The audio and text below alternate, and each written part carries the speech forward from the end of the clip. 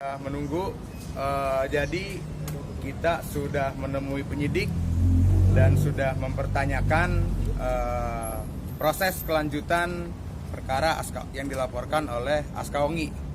Hari ini kita mendapatkan surat SP2HP, surat perkembangan hasil penyidikan, di mana dalam surat tersebut tercantum bahwasanya penyidik sudah melakukan gelar perkara dan terlapor mantan suami siri Askaongi sudah ditetapkan sebagai tersangka. Nah, tindak lanjut kita serahkan kepada penyidik kepolisian. Ya, kita berharap karena perbuatan ini bukan yang pertama kali. Ya, perbuatan ini sebelumnya juga Aska pernah melaporkan terkait KDRT yang kemudian sudah dicabut gitu. Namun karena belakangan juga kita lihat statement-statementnya itu masih berupa statement yang sesat, yang minta Aska untuk minta maaf, kemudian Aska dibilang cemburu gitu. Maka itu kita bersikap untuk tetap menjalankan proses hukum ini tanpa ada perdamaian. Karena belum lama juga kami mendapatkan surat dari kuasa hukum terlapor yang saat ini sudah jadi tersangka untuk bermediasi gitu. Nah, selanjutnya mungkin kita bisa perlihatkan ini.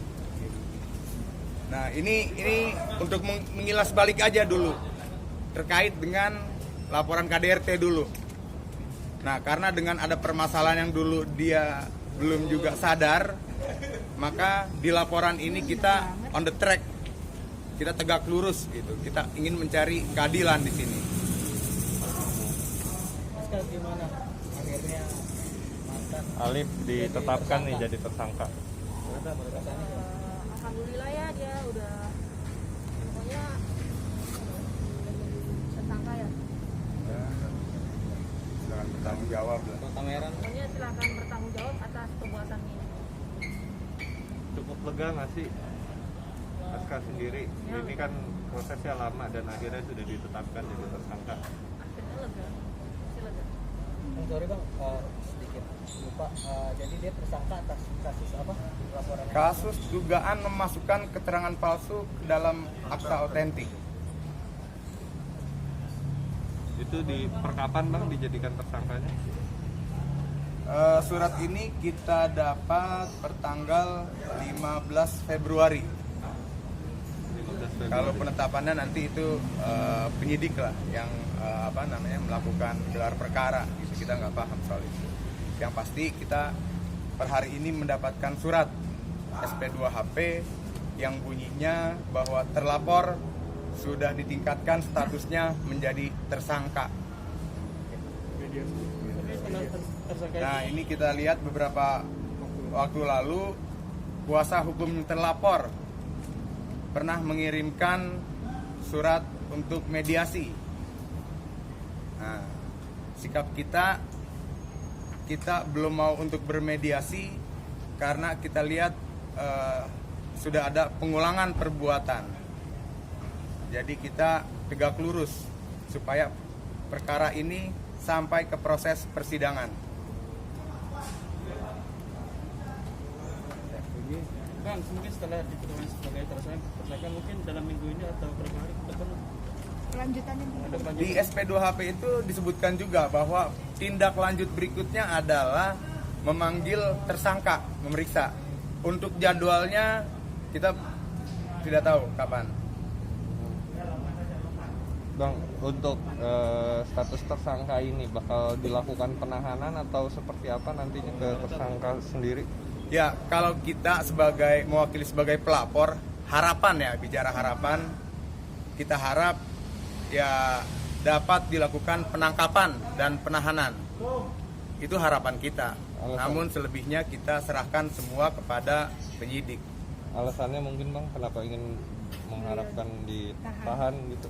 Ya, karena beberapa waktu lalu sempat ada statement-statement dari terlapor sendiri, dari kuasa hukumnya. Salah satunya menyatakan meminta Askaongi untuk minta maaf. Loh, kita kan melihat di sini dulu pernah ada satu perkara yang pernah dicabut, kemudian ada perkara lagi. Kenapa kita yang disuruh minta maaf? Itu yang pertama. Yang kedua, ada pernyataan bahwa Aska Ongi cemburu. Nah, ini kan sama sekali pemutar balikan fakta. Gitu. Ini proses hukum, jadi kita harap silakan dia ikuti proses hukum ini. Bang, ini kan sudah dijadikan tersangka ya untuk nanti selanjutnya ke depan surat-suratnya Aska yang diduga dipalsukan itu nanti gimana, Bang? Nah, kalau berkaitan dengan surat yang dilaporkan itu kompetensi dari penyidik, bukan kompetensi kita. Tinggal dari nanti penyidik lah yang akan mengumpulkan semua alat bukti. Kalau Aska sendiri mungkin Aska. setelah ditetapkan sebagai tersangka mungkin untuk bertemu dengan adik mungkin